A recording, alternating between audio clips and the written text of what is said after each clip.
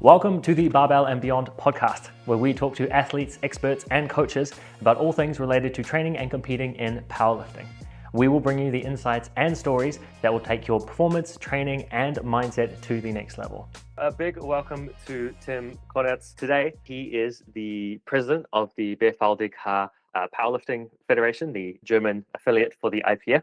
He's also been in powerlifting since, I think, 2012, having done some world champs, and is also the creator of DOTS. The main reason that we wanted to have him on today was to talk about the new IPF rule changes, because he's sort of been at the head of the pushback against the IPF to make sure that they're clarified and that it's clear and simple to compete going forward with that. So big thank you for coming on.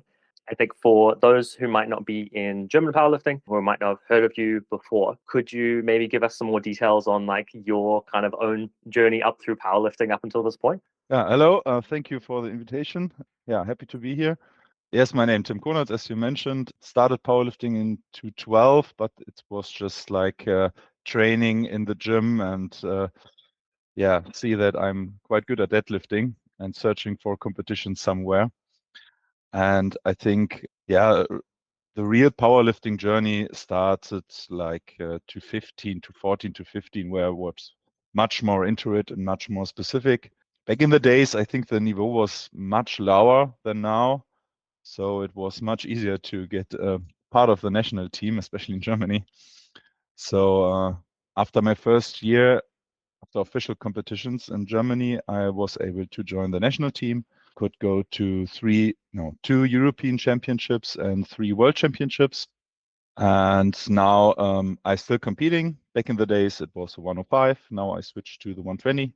I think for the German niveau, I'm still a decent powerlifter. So like making top 10 at nationals, but I don't compete for the top 3 anymore because, as you know, the niveau, got really high. Yes. Which were the 3 world championships that you competed at? The first was in Minsk 2017, then Calgary 2018, and then Sweden 2019. I think it was Helsingborg.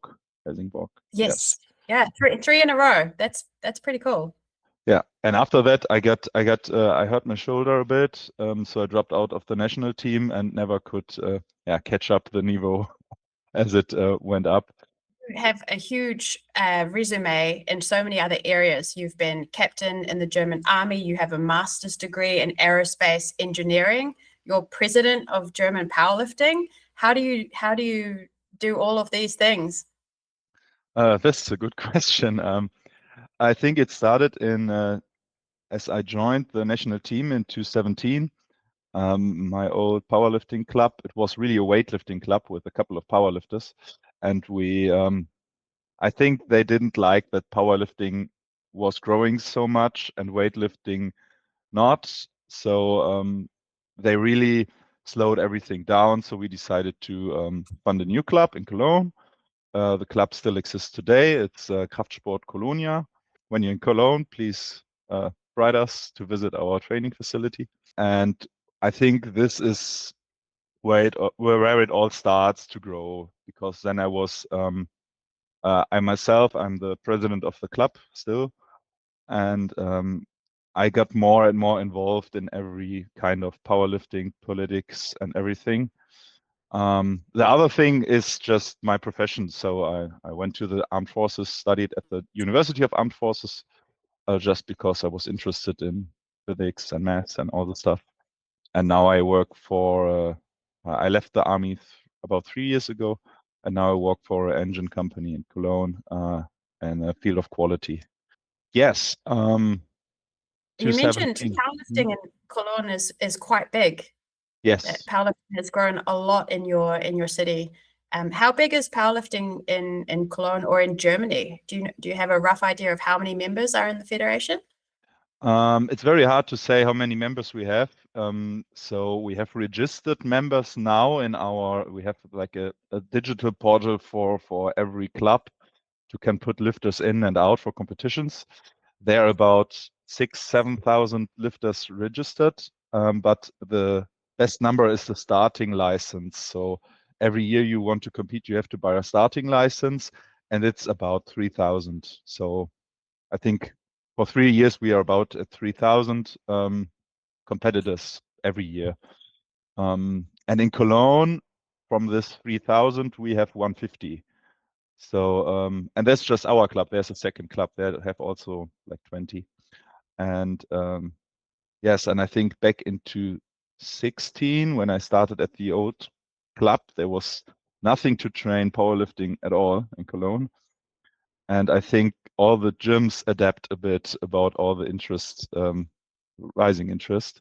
And now, when I remember right, there are 1, 2, 3, 4, 5 or 6 gyms where we can proper train powerlifting.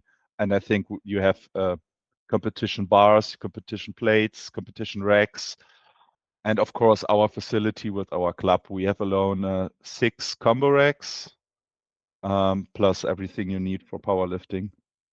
Oh yeah, So, I'm coming to visit. When I visit Germany, I'll send you a message.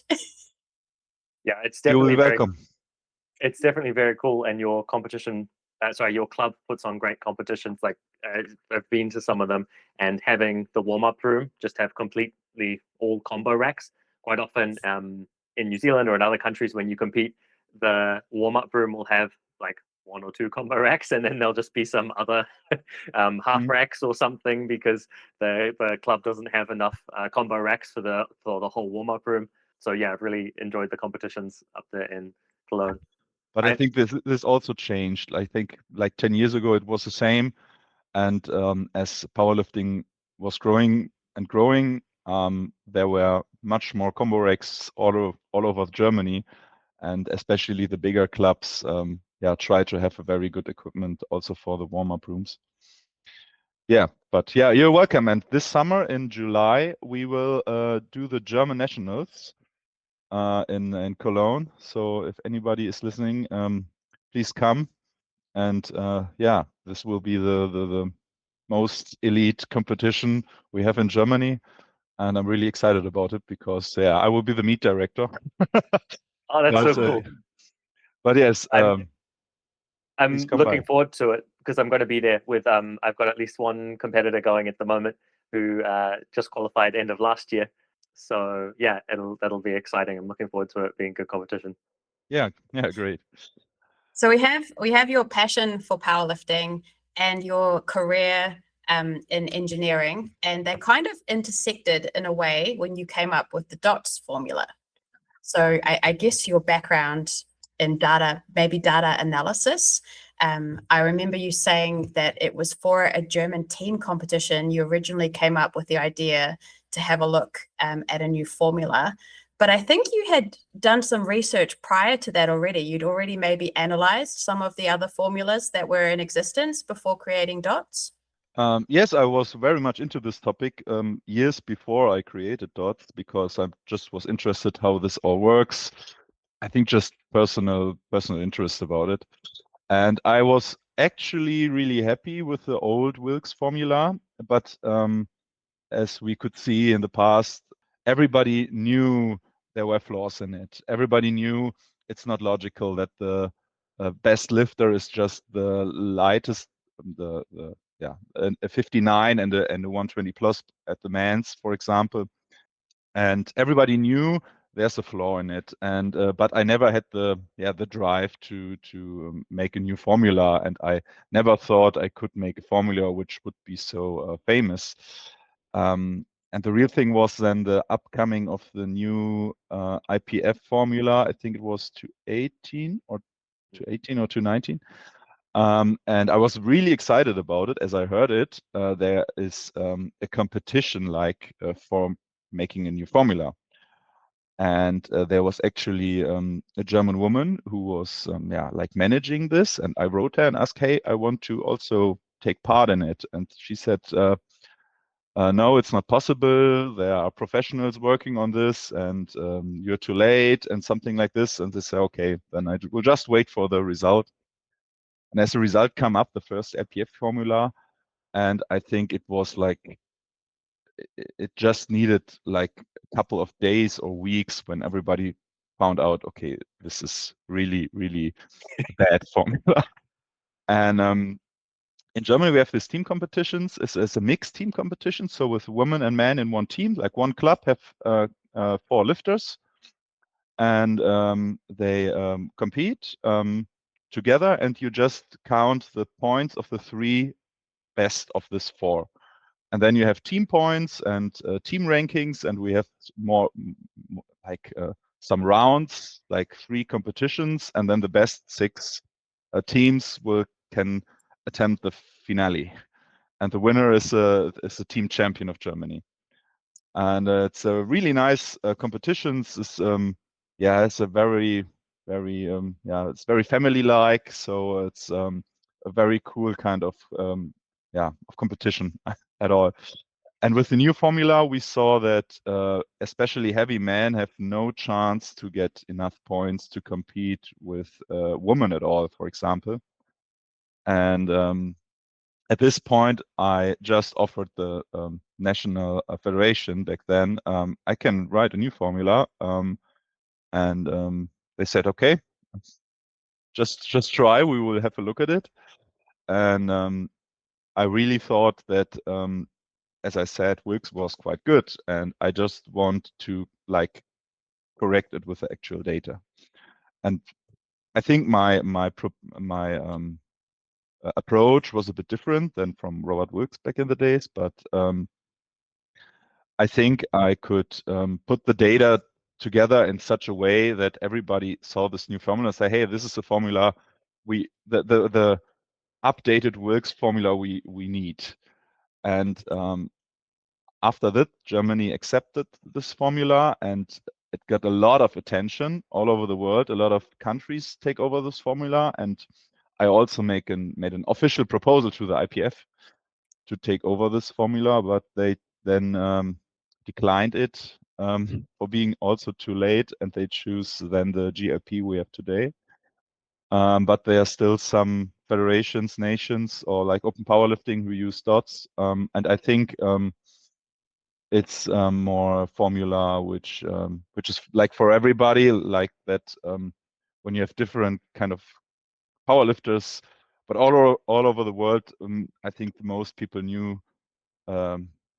They know DOTS, and they know how to compare it with each other. And so I'm very happy about it, because it's a great resume to be able to make a formula which is so accepted and all over the world.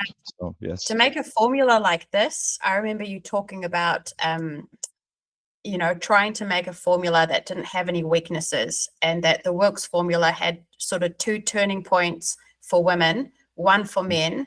And the idea was to sort of get rid of those changing points to make it more fair. And also that now the competition is a lot closer.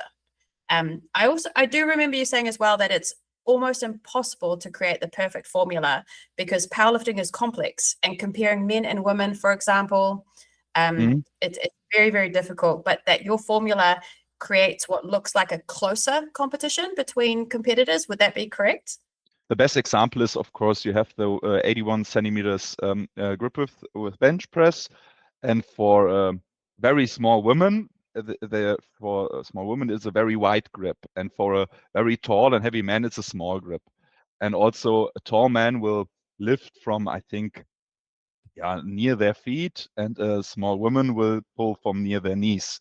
So it's always not like you cannot make a physical approach, like a physical formula, like Newton's law or something like this.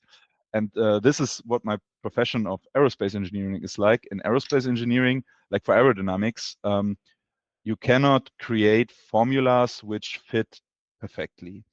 So you make a lot of tests, like in wind channels and everything, and then you create formulas that called polynomials, and which correct the formula you have to the way you measure things. And this was the approach I used for powerlifting, because I say I use the data we have and put those approaches over the data, because it's not possible to make an easy physical approach. So it's an empiric empiric means just you take the data you have and you You just create something of the data instead of try to find a logical formula which fits like Newton's law, for example. Yes. And some of the data that you used was the world records, right? You looked at the Yes. all-time powerlifting world records there was for every single weight class. Yes. This must have taken a lot of work. Actually, I used most of the data I used was IPF World Championships, because when you compare different federations, different competitions, they have the most and biggest standard overall. And world competitions at the IPF are also very mixed. From we have people from Asia, from Africa, from Europe, from all over the world. So I think this is the most comparable data. And I put the world records as a benchmark to see how the niveau is in different classes, and to see how talented are different classes, to make to see what could it be like in the future, especially for the classes on the border. So the very light and very heavy classes is very hard because you have not so much data. And if you compare different formulas like GRP or DOTS, you will see that in the middle range of the classes, it's all very, very similar, like 2, maximum 3% difference. So I don't expect much more change in the future in that middle range.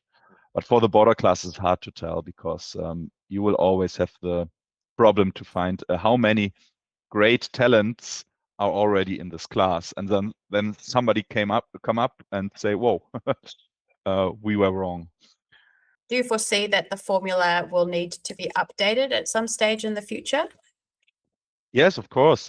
So I think the best formula would be the formula when we have the same rules for like 1,000 years, and we look at all the world records. They would, at a specific point, they wouldn't be much higher. Like you see it in other sports, like 100-meter sprint.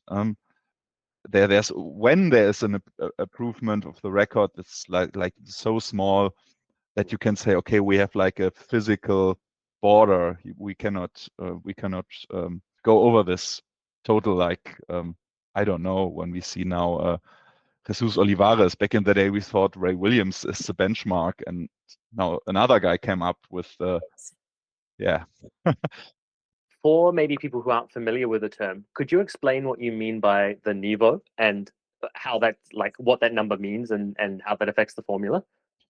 When we see the niveau of some classes, when you have talent, what is talent? Like genetics or the ability to train very hard for a very long time.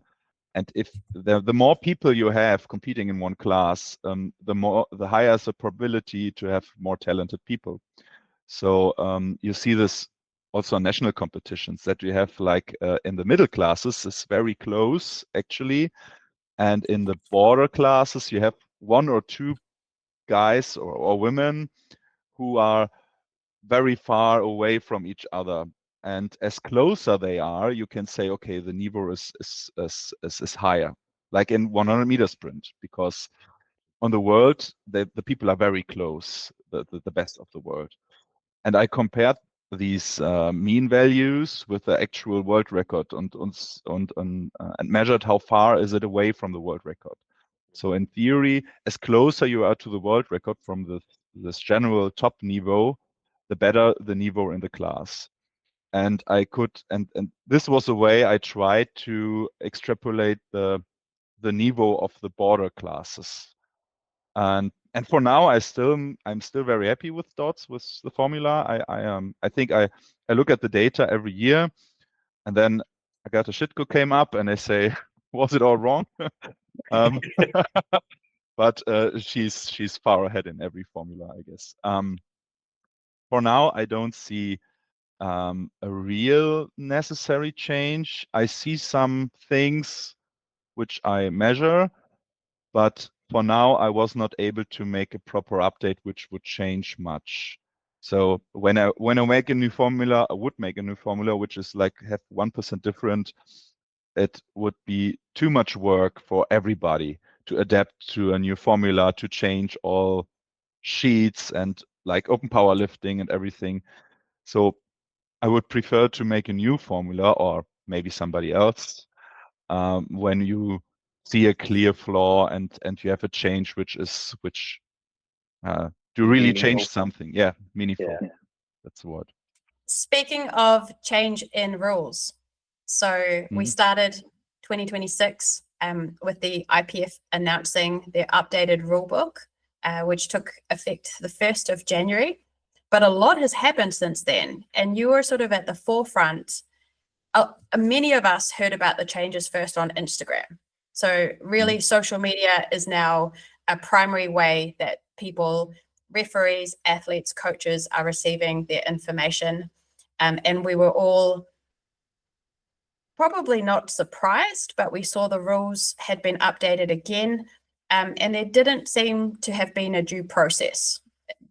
There were just updates that took effect immediately. And a lot of the information that we got was from your Instagram. So can you tell us a little bit more about your initial reaction and what happened then? Yes. So I have to go a little bit back. And last year, you all remember the resignation of Gaston Parage and all the stuff happened with stiff sleeves and something like this. There was also involved because we had a new election at the General Assembly in Germany. And as Germany was hosting the World Championship, I was also involved in this. All this confusion about the stiff sleeve stuff back in the day made me talk in the IPF General Assembly about processes, and that as we see approval process or rule change process, we need a proper process. And together with some other nations, and there was in the lead Orban Moore from Slovenia, we made some proposals about changing of the IPF bylaws and the IPF constitution, because we think, or we thought that a lot of things are not very transparent, and we wanted to make it more democratic.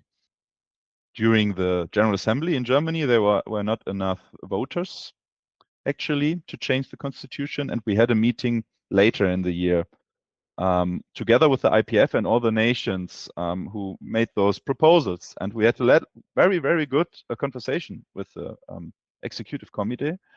And we talked about the processes and that we need more transparent processes, especially also in the rulebook change process, because like 10 years ago, every rulebook change had to be a proposal on the General Assembly, leading to very, very long General Assemblies with a lot of awful rule change proposals. So that's the reason why the IPF changed it, but there's no transparent process now. And I was very surprised on the 1st of January, we got a WhatsApp message. There's like a WhatsApp group for all member nations where only the executive committee can write messages. So it's just like an information channel, which I like generally because like Kim Warford also give a message when some important email is out and something like this. And we just got this message in WhatsApp that there's a new rule book coming in effect immediately, and she sent this rule book out in WhatsApp. And additionally, the member nations got a mail with the information. There's a new rule book, and you can see it in a couple of days on the homepage of the IPF.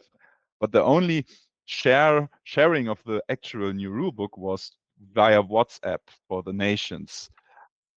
Yes, and I think when there were just small changes like the thing with how you couldn't weigh in or something like this, there wouldn't be so much attention.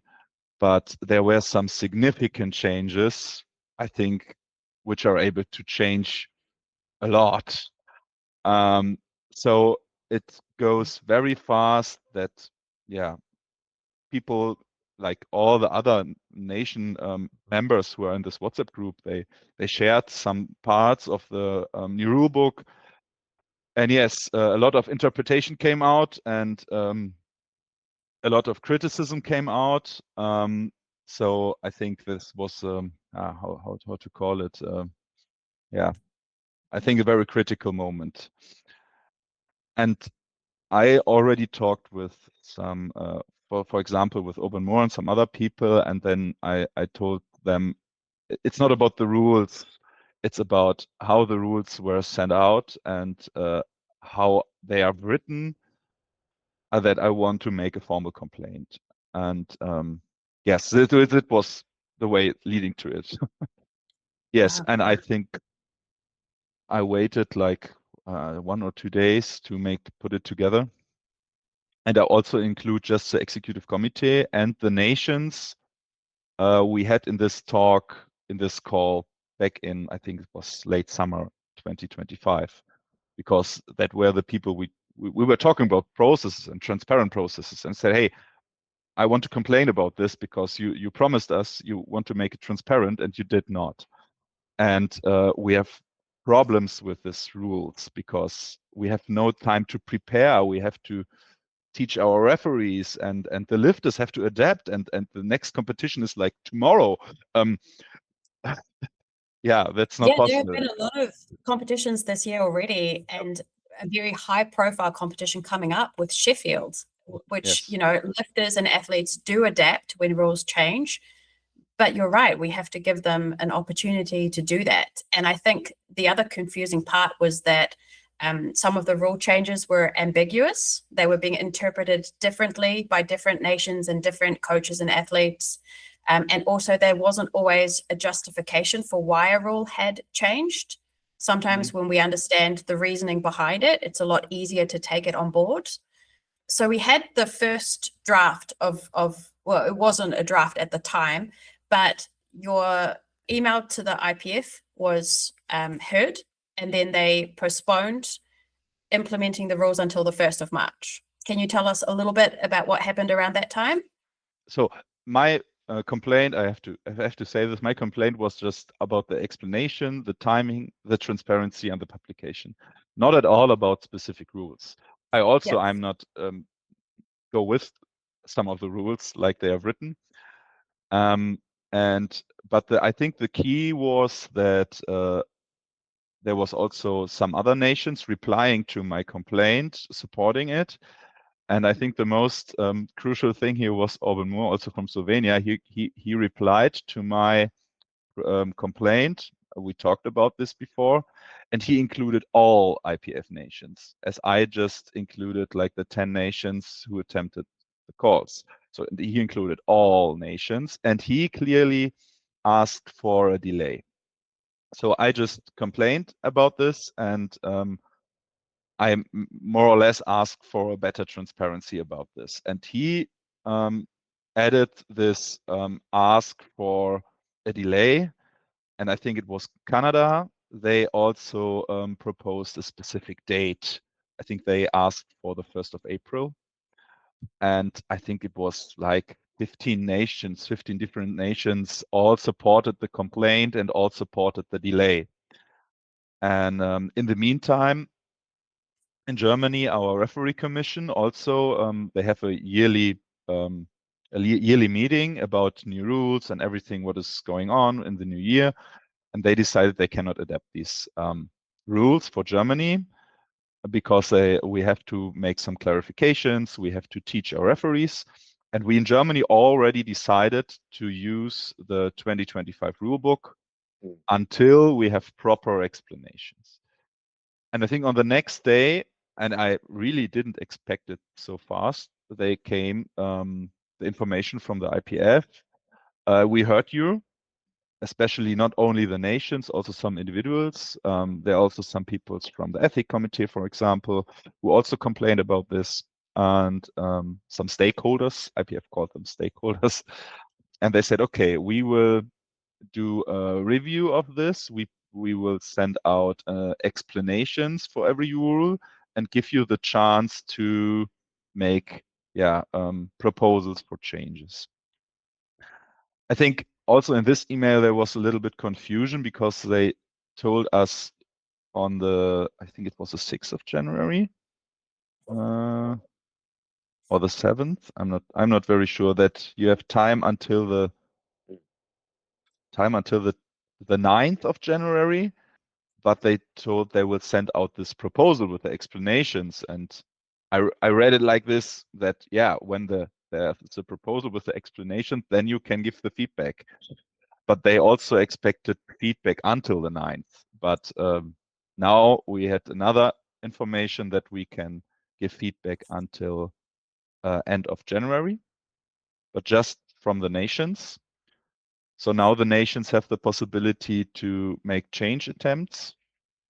And I think this is generally a good thing. So the IPF did something, we complained, and the IPF said, okay, you are the member nations, you are the people who are voting for the executive committee, and you complain, and we listened, and we give you the chance to, make this all more transparent on, and they also posted some things on the IPF website, how the rule change in the future will go and how nations can put something in and something like this. A good step in the right direction where there is more transparency and there is now a clearer process for how these rules will be finalized and future rules also.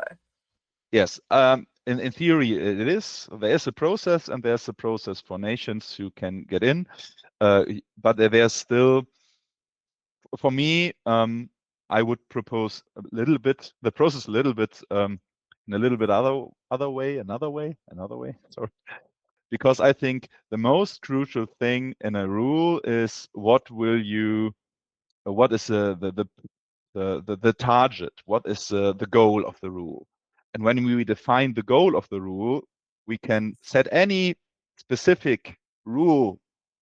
But when we see after a year or two that the rule is not able to reach this goal, we have still the goal.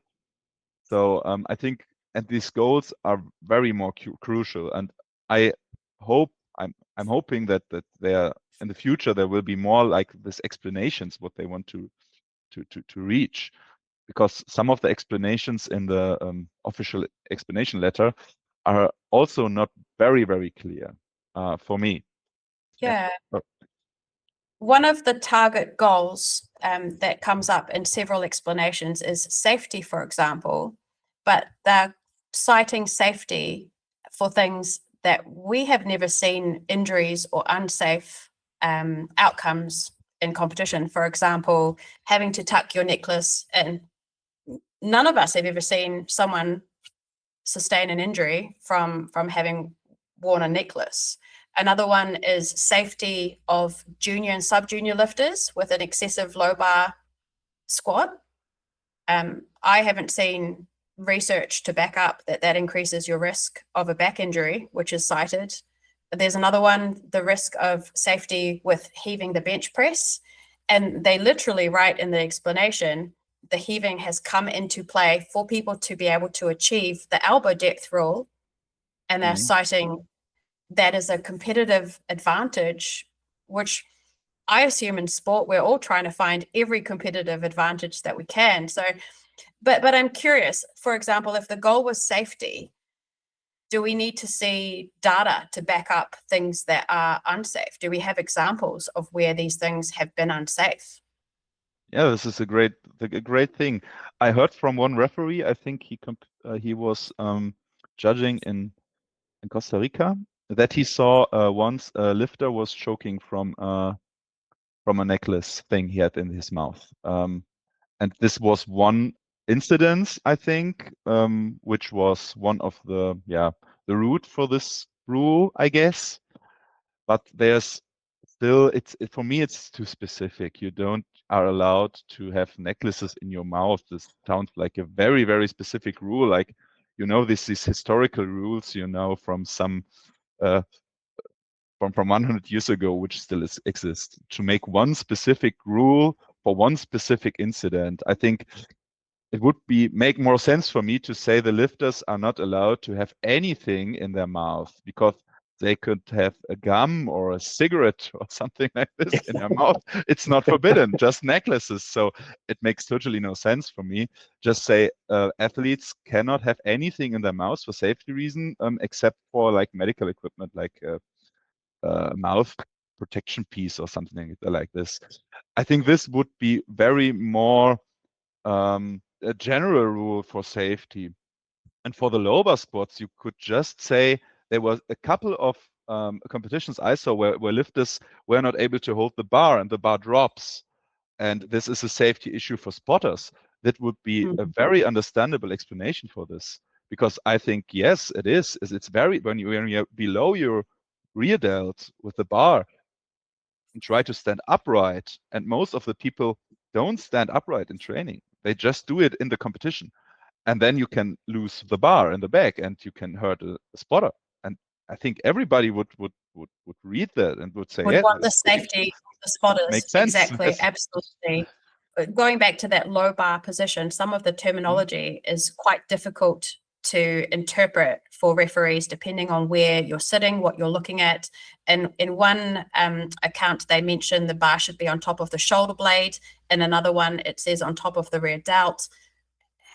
How would you see referees being trained to be able to see this? Is this going to change where referees are sitting during the competition? Do you think we need some more guidance in terms of the implementation? Or if I remember correctly, there was a similar rule like 10 years ago that there is you have a minimum distance where the bar could be, and after that they say, okay, you cannot really stand upright when it's too low. And I think this was the reason, because how can you see what is too low? I think it's very subjective. Of course, when we see this famous French low bar people, we see, okay, this is too low. It's obviously a dangerous placement of the bar. But yes, I agree with you. It's very hard to define a specific area where the bar can be and cannot be. But I think this rule really affect a low percentage of people.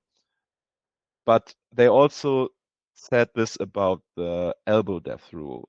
As the elbow depth rule came out, they say they just want to rule out this top 2 or 3% with a very, very extreme bridge with a very, very extreme small bar movement.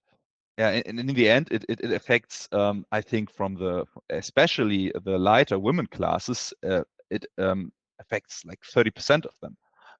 And instead of saying, okay, maybe we did a little bit too much or not a good rule, we will change this rule, they make another rule. And just layer them on top.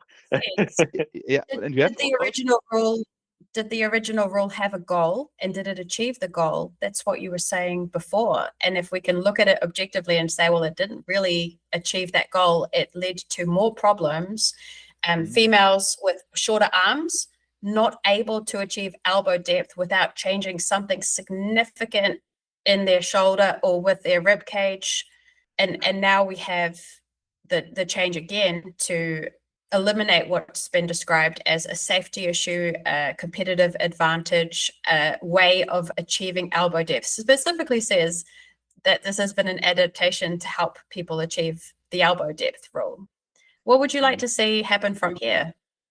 I thought about this problem, and I think, how would we respond this from Germany? Of course, the IPF, for now, I don't think they will accept major rule changes in this proposals, because the time is too short. My proposal would be to change the elbow depth rule a bit, to make it not as hard, also not as hard to interpret, because I think the top of the bone of the joint in your shoulder is the benchmark for your elbow. I think no referee is able to tell. And I would just switch it to the top of the shoulder, because it would make the elbow depth rule not as hard and much more easier to see, because we use the same in the new deadlift rule. The top of a body area, we use it in the squat. We have the top of a body area, not something somewhere inside we obviously cannot see. So I would change that, and I want to clarify this heaving, because it's also, yeah, in the explanations you can read it like no body movement at all. But I think obviously they want to get rid of this really, really extreme coming down with the thorax and pushing with the thorax. But we also have to think about beginners. When we have beginners, and in my club we have beginners every day. They come and now I have to bench press. No, you have to make sure you make this. Oh no, and this and this and this and this is a rule book, and there's like bench press is like 4 sides long, and just lay down and press. It's not as easy. You have to think of your feet, your head, and your arms and your elbow, and you cannot move, and it's very hard. And I think we need more simple rules actually. That's why you like deadlifts, right? You just stand up, you just pick it up. Yeah, but also actually it's also not very clear. As we saw, they wanted to change how the lockout is measured. But this could be a change, as you said, because to see this, referees have to sit on the side. So this could actually change something, yes. I think one question a lot of people have is, and maybe you have insights into this and maybe you don't, but why the wording is always so weird and so vague. Like, for instance, with the new deadlift rule, they use the front bundle of the shoulder. And then for the new bench press rule, they use like upper body thrust as the wording. And I feel like even if the rules and the clarifications they were introducing were exactly the same, they always seem to use very strange terms for things, or terms that are unclear, or sometimes anatomical bony positions, sometimes things like front bundle, or for instance with the elbow depth rule, they don't even say the like acromion process, they just say the top, is it the top edge of the shoulder? Do you have any idea why, or by the time the wording gets into the rule book, it always seems to be in a way that you wouldn't talk about these rules normally, or that like it's not in terms that you'd normally use? I just can think of like this is about the transparency of rulebook changes. And when you look at the IPF bylaws, there's some about a rule group. And the rule group are some members of the executive committee and the chairman of the technical committee. But there are no names and there are no descriptions. And I think because of everybody wants to be somewhere involved with the rules, they made something like this is for the elite. So we are the guys. So, and this, for me, maybe they try to not have too many people get involved with it because too many confusion. And this leads to that it's not described in a way which should be, I guess. So for me, the process should be always to involve people who are good at writing. And for example, if you know Jo Whiteley, she makes social media for the IPF. She's like very professional in writing, and I think she also tried to make a more clear writing for the rulebook, but it was declined back in the day. She told me. And I also have another referees told me they wanted to make a clearer written rule book at all. And I think that is a possibility of the future. The real process should be, there should be the reason for a rule, the target, the goal of a rule should be written down by some people who are in a leading position at the IPF, what they want to achieve. And then they have some different proposals from people who are very good at writing or have the medical background or everything, to say, okay, when this rule, when we do it like this, like the elbow depth rule, it would lead to this, this, and this, probably this. And then we have maybe the following of how we describe a rule. And then referees can make their point. This would change the way we are sitting. Or medical people can say, oh, the front bundle is not quite a good definition. And in other rules, we have like the top of the hip or something like this. That is more, in a more clearer, stricter way. But yes, I can just imagine. I'm not into this process because as a member nation, you can make proposals. You can sit at the General Assembly. Sometimes there were some IPF meetings with specific topics. I hope we gain more transparency as we changed a lot of things last year. And for example, that the chairman have to be elected. In the past, they were just set. And also that changes in the IPF bylaws have to be voted for at the General Assembly.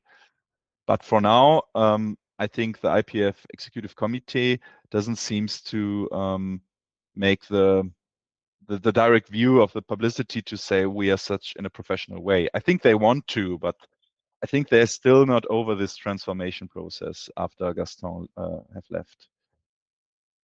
But yes, we will have a new election in 2027. Will be very crucial, I think, for our sport. So yeah, I think it's very important for the leaders of such federations that they are also very involved in the sport. And I think the biggest change in the German federation happened when I got the position of the president, because I was very young at the time and still a lifter and still lifter in the national team. And I am present at social media and everybody can talk to me and they get all an answer. Of course, I cannot always give out some insights like, you know, when there's something I am not allowed or I cannot talk about, but usually I'm open to every question and answer the people. And I think there's this transparency about how things are decided. It's very important for acceptance. And I think this helped the German Federation a lot to appear much younger and much more modern than before, because we explained ourselves. And when we did, for example, new qualifying nationals, qualifying totals for nationals, we always told the people, yeah, we thought also of other processes to qualify, but we evaluate and we saw more advantages of this one. And the people say, okay, they accept it more. And I think the IPF would also have a positive outcome of such transparency, such more be open, transparent at all. And you're actually competing yourself in 2 weeks' time. You're the meet director and competing at the same competition? Yes, it's the first competition in our new training facility. And I'm still searching for a speaker for the first group, so I don't have to do it just before my competition.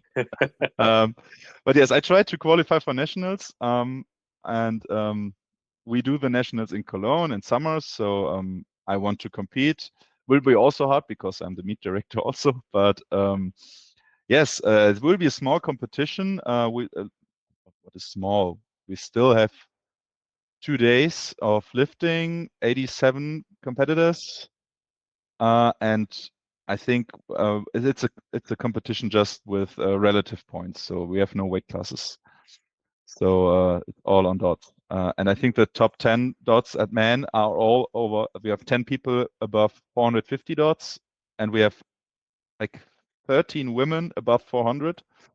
So I think it will be a very nice competition. We also have a live stream. We'll have a live stream. This feels like everything coming together. It's your venue with the competition that you're organizing and you're lifting in it, and it's your dots formula. Yeah, but we do this competition like every year, so it's not that special. Well, best of luck. I hope everything goes super smoothly and that you lift your best and it's super enjoyable. Thank you, and yeah, I will try my best to get a new total PR. That's Very what it's cool. about. I think one of the new rules that came into place was obviously the change with the sleeves, and now being allowed to put sleeves on to being allowed to have help putting sleeves on in line with I guess what they quoted with in line with equipped lifting and them being allowed to have help putting their equipment on. And I guess this has become more of a problem because of the introduction of stiffer and stiffer sleeves. Do you have any thoughts or any insights into how the stiff sleeve debacle was resolved previously, and then what we can expect to see for the issue of like stiffer and stiffer sleeves going forward?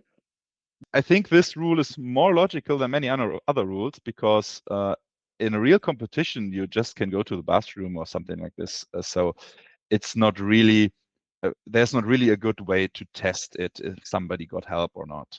And to expect from someone at the platform, put them down and on again, is also a bit weird, also for broadcasting and everything. And many people think that this rule is a hint for what we could expect for the stiff sleeve in the future.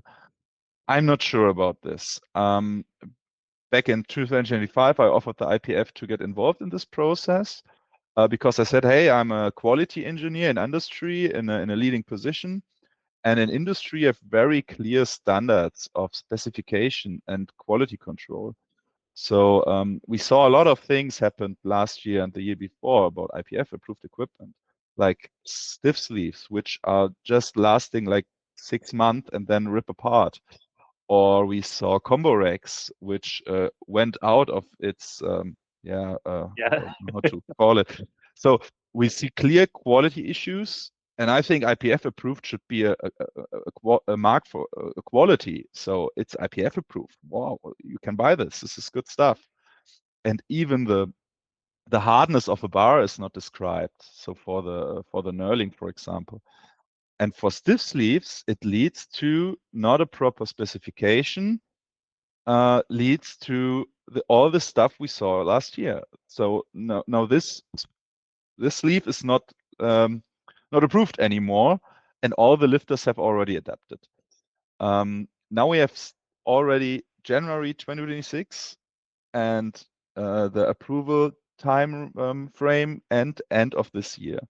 So when they want to make a huge change, like forbidding all stiff sleeves, I think the sponsors should already have gotten information about this because they have a chance to bring new sleeves on the market, to design new sleeves. And my proposal was that we create like specification for sleeves, not as complex as for, I think, mechanical engineering stuff, no, which is very exact. Or that we say, okay, the sleeves should be 7 millimeter thick.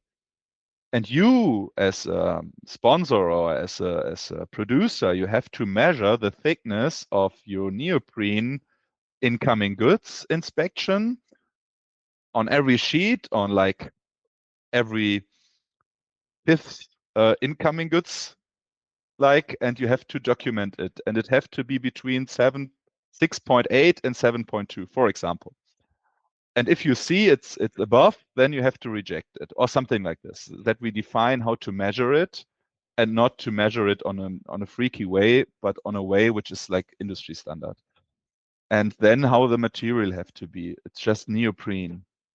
What is neoprene? Neoprene is chlorophyllpropylene, but chlorophyllpropylene can come in very, very, very different kind of states.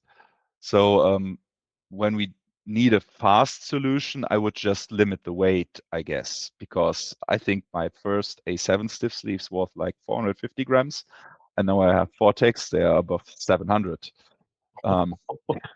That's a huge difference. I didn't realize that was, yeah. The same as Hansu. Hansu was also above 700, but I think they were gone from the IPF approved list because of other reasons. Yes, and now they're doing something obviously with some laboratory somewhere. I just asked the IPF executive committee if they still want my help, but seems not. And yes, it's hard to tell, but I cannot imagine that they pull out every stiff sleeves from the list for the next approval time frame, because this is, I think, this I don't want to say it. The companies who are sponsoring the IPF, they're making the most money with stiff sleeves, obviously, because I think they're about at least 100 euros, and the material cannot cost more than like 10. So I think what they're making on the sleeves is huge, and I think the IPF could have the issue when they just forbid all stiff sleeve, that they lose a lot of sponsors, and that is also dangerous for, I think, the IPF.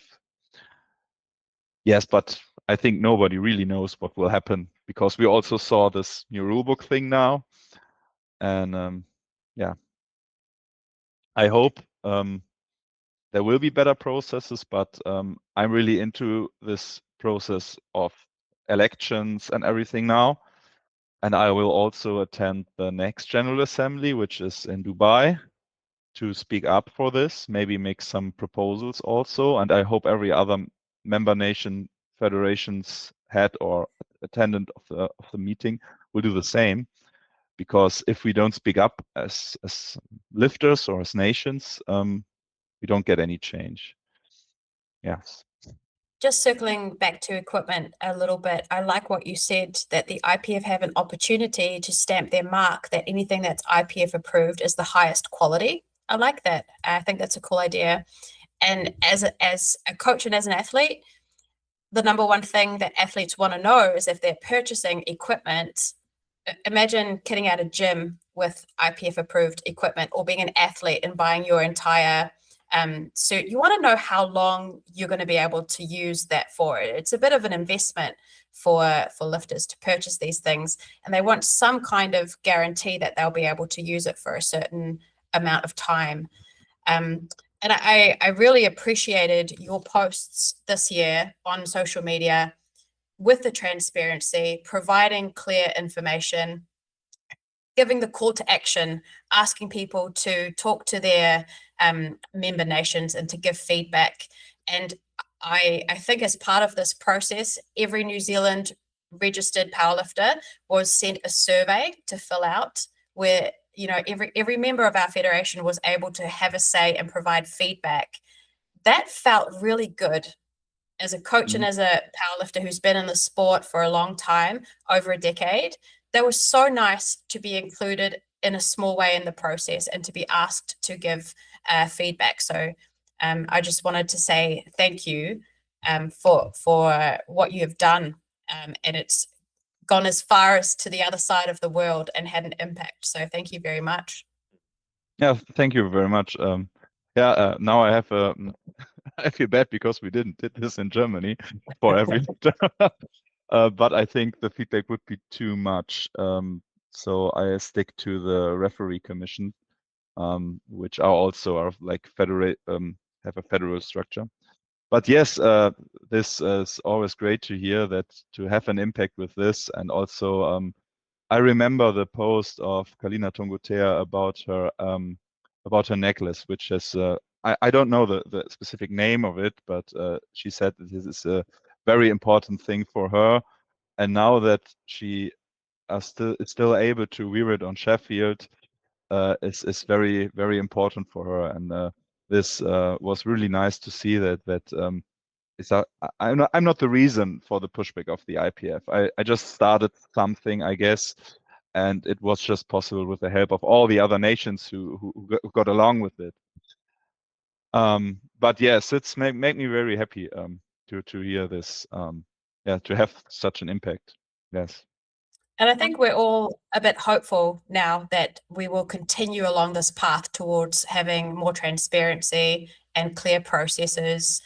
So it's going to be an exciting year, really, isn't it? When we see the rules come into effect, when you've got the assembly in Dubai, we have Sheffield at the start of this year and again at the end of the year. So there's a lot happening in the world of powerlifting, which is really exciting. Yeah, I think this year, how will the rules be on the 1st of March? I think everybody's curious. How will the new IPF approved list will look like? Do we have still stiff sleeves or not? And these two things are so crucial, because half a year later, so in summer 2027, will be new elections for the whole IPF executive committee and for the chairman. So yes, there will be a lot of change.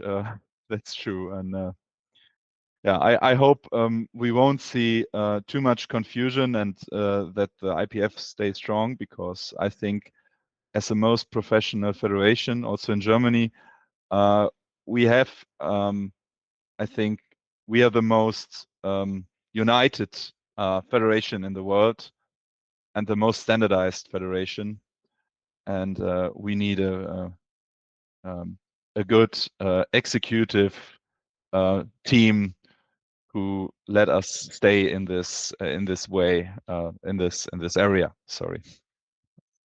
Do you think now that we have the opportunity to give feedback until the end of January, or the member nations do, can lifters expect a further rule clarification document or something to come out before March? Because we've received the kind of the initial clarifications, but then obviously with this feedback, do you think there'll be any more communication from the IPF about the rules in between, I guess the end of January when the feedback period ends and and March when they're implemented? I think so. I hope so.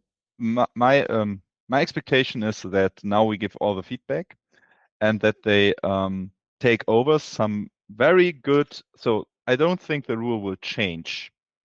I think they will just use, when some nations send out their proposals, they maybe change the wording when they see, hey, this like a proposal from France is so good written, and it really gives us the point we wanted to say with this rule. And I think they would take over then a very good writing. And that is my expectation, that is all more a clarification. And for me, it's that I think I want to know, and I try to find out what they wanted to mean with the rule. And we try, now in Germany, I try to make a writing. I ask also some people for help, some trainers, some referees, some writing which is specific and not so confusing, so that referees and lifters know what they're at. And then they probably will send out a letter to say, we got some messages, some proposals from countries, and we changed the wording of some rules, and we also changed this and this and this. I think it's really important.